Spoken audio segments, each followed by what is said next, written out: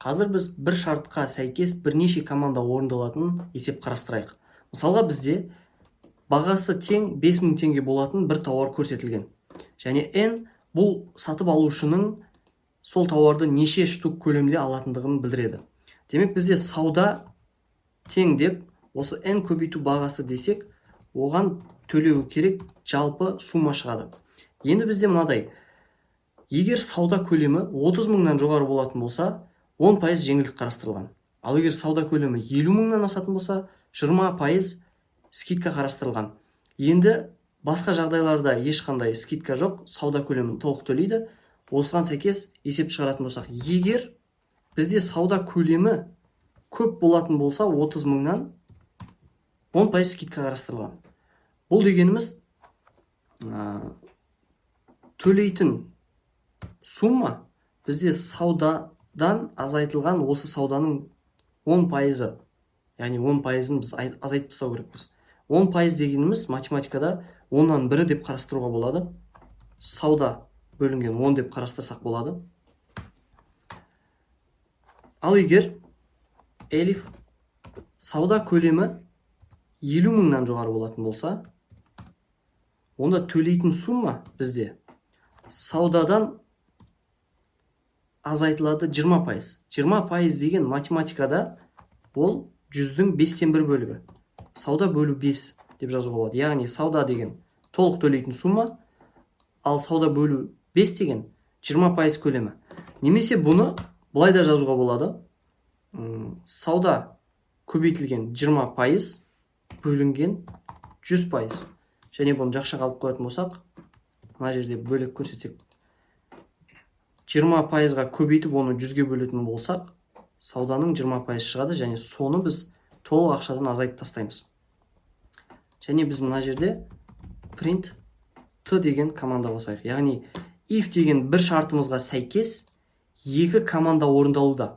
Бұл екеуі де табуляцияда тұрғандықтан, мына алдында 30 туп бар, 6-7 қатарлардың. Бұл екеуі де if-қа ғана тәуелді. Және мына жерде print t дейтін болсақ, бұл екеуі elif-қа ғана қатысты. Elif-тің жанында орындалған көрсетілген шарт орындалса ғана осы екі шарт орындалады.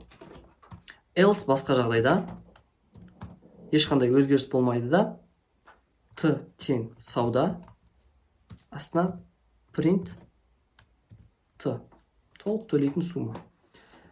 Енді осыны біз қазір запуск басып көретін болсақ, мысалға екі тауар сатып алса, бағасы 10 мың теңге болады, және ешқандай скидка қарастырылмаған. Қалай жұмыс істейді? N тең 2, сауда 2 көбейту 5 мың, бұл 10 мың болады. Яғни if сауда үлкен болса 30 мыңнан, 10 мың 30 мыңнан үлкен емес, қате. Сондықтан мына екі қатарға кірмейміз, бірден elif-қа өтеміз. 10 мың үлкен 50 мыңнан, бұл да қате. Бірден else-қа барамызда t төлейтін сумма сауда көлеміне тең, және сол print t деп төлейтін сумманы шығарамыз, ол 10 мың теңге шығады. Келесі бір санды енгізіп көрейік. Мысалға 7 тауар алатын болса 5 мың теңгеден, бұл 35 мың болады. Сауда көлемі 35 мың, және ол if шартын қанағаттандырады. 35 мың 30 мыңнан үлкен, сондықтан бұл жерде скидканы есептеп 35 мың емес, одан азырақ сумма шығады, 31 мың 500. Ал енді біз тағы да бір мысал келтірейік. Мына elif 50 мың сауда жасап, 20% скидканы алуға арналған.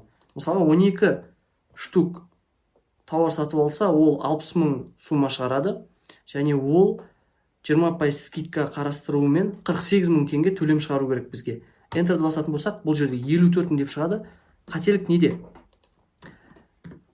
Кодты оқып көрейік. 12 деген санымыз бізде n-ге түседі. Сауда көлемі n көбейту 5 мың 60 мың болады. Енді мына жерге қарайтын болсақ, 5-ші қатарда жазылған if сауда көлемі 30 мыңнан жоғары ма?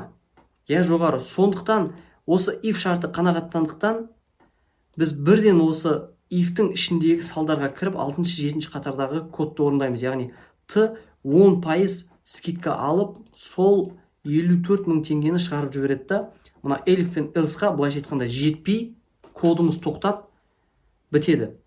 Бізде негізінде бұл 60 мың деген элифтағы 20% скидкаға алып келу керек еді. Біз бұл жерде жіберген қателігіміз, бірінші тексерісте осы үлкен көлемдегі 50 мың теңге жазылуы керек еді. Және мына жерде сауданы мен 20% деп қайта өзгертемін. Ал мына жерде бізде сауда 10%-ға сәйкес скидка қарастырылып, тексеріс кезінде 30 мыңды екінші тексеруіміз керек.